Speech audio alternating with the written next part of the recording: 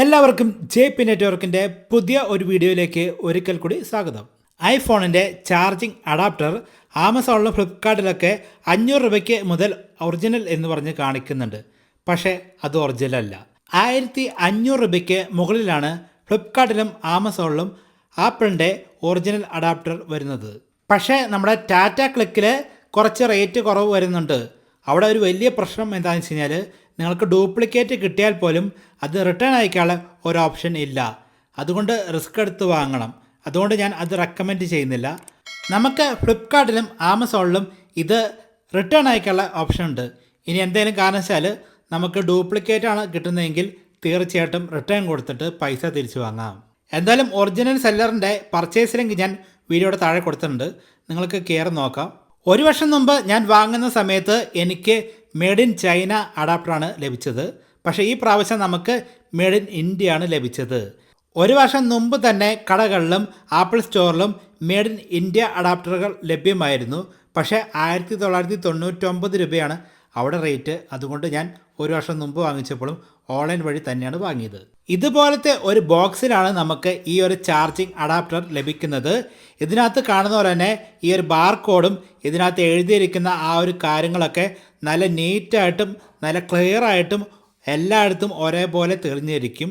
പക്ഷേ ഡ്യൂപ്ലിക്കേറ്റിൽ അത് നമുക്ക് കാണുമ്പോൾ തന്നെ അറിയാം, മൊത്തത്തിൽ ഒരു ഫിനിഷിങ് കുറവായിരിക്കും. പിന്നെ ഇപ്പോൾ ഇറങ്ങുന്ന മോഡലിലൊക്കെ ആണെങ്കിലേ ഇതുപോലെ ഒരു ബാർകോഡ് വെച്ചിട്ടുണ്ട്. അത് നമ്മൾ മൊബൈൽ വെച്ചിട്ട് സ്കാൻ ചെയ്ത് കഴിഞ്ഞാൽ ആപ്പിളിൻ്റെ ഒഫീഷ്യൽ സൈറ്റിലേക്ക് പോകുന്നതാണ്. അന്നേരം ഇത് എവിടെയാണ് ഉണ്ടാക്കിയത്, ഇതിൻ്റെ ഫോൺ നമ്പർ, അഡ്രസ്സ്, കാര്യങ്ങളൊക്കെ കാണിക്കുന്നുണ്ട്. അപ്പോൾ ഈ കാണുന്ന ആ ഒരു സ്റ്റിക്കറിൽ എഴുതിയിരിക്കുന്ന ഡീറ്റെയിൽസ് തന്നെയായിരിക്കും വന്നിരിക്കുന്നത്. അത് നമുക്ക് ചെക്ക് ചെയ്യാൻ പറ്റുന്ന ഒരു ഓപ്ഷനാണ്. കൂട്ടുകാരെ, നമ്മുടെ വീഡിയോ നിങ്ങൾക്ക് ഇഷ്ടപ്പെട്ടാൽ ദയവായി ലൈക്ക് അടിച്ച് ഒന്ന് സപ്പോർട്ട് ചെയ്യാം. പിന്നെ നിങ്ങളുടെ അഭിപ്രായങ്ങളും നിർദ്ദേശങ്ങളും സംശയങ്ങളും താഴെ കമൻറ്റ് ചെയ്ത് അറിയിക്കാം. ചാനൽ ഇഷ്ടപ്പെട്ടാൽ സബ്സ്ക്രൈബ് ചെയ്ത് സപ്പോർട്ട് ചെയ്യാം. നമ്മുടെ മൊബൈലിൻ്റെ പെട്ടി തുറക്കുന്ന പോലെ ആ ഒരു പേപ്പർ വലിച്ച് കീറി കഴിഞ്ഞ് കഴിഞ്ഞാൽ ഈ ഒരു അഡാപ്റ്റർ നമുക്ക് പുറത്തിറക്കാൻ സാധിക്കുന്നതാണ്. ഇതാണ് അഡാപ്റ്റർ. പിന്നെയാണെങ്കിൽ ഇതിൻ്റെ കൂടെ ഒരു 2 പേപ്പറും കിട്ടുന്നുണ്ട്. ഇതിൻ്റെ വാറണ്ടിയും പിന്നെ കുറച്ച് കാര്യങ്ങളൊക്കെയാണ്. ഇതൊക്കെ നല്ല പക്ക നീറ്റ് ഫിനിഷിംഗ് ആയിരിക്കും. ഡ്യൂപ്ലിക്കേറ്റിൽ ഒരിക്കലും ഈ കാണുന്ന ഒരു ഫിനിഷിംഗ് ഉണ്ടാവില്ല. പേപ്പറൊക്കെ നല്ല ക്വാളിറ്റി ഉണ്ടായിരിക്കും.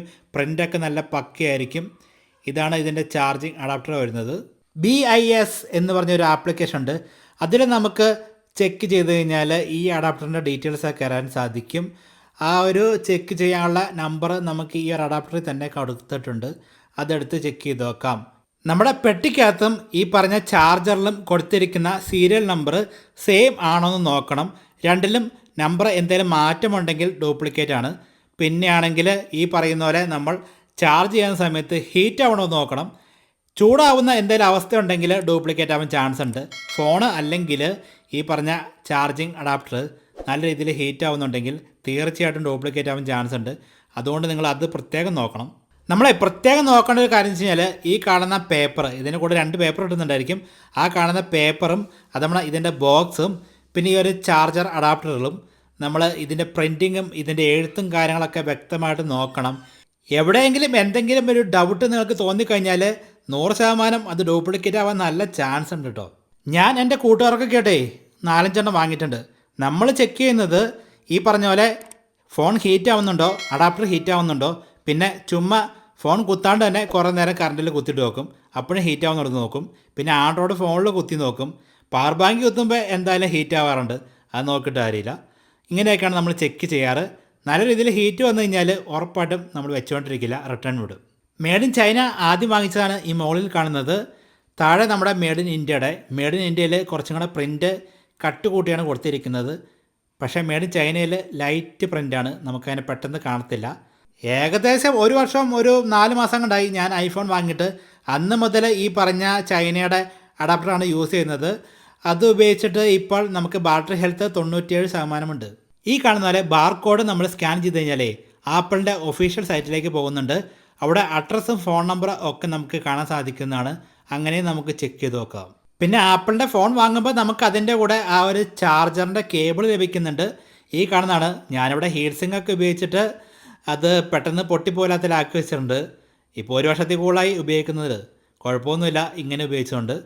എന്തായാലും കാര്യങ്ങളൊക്കെ നടക്കുന്നുണ്ട്. അടുത്ത വീഡിയോയിൽ കാണാം.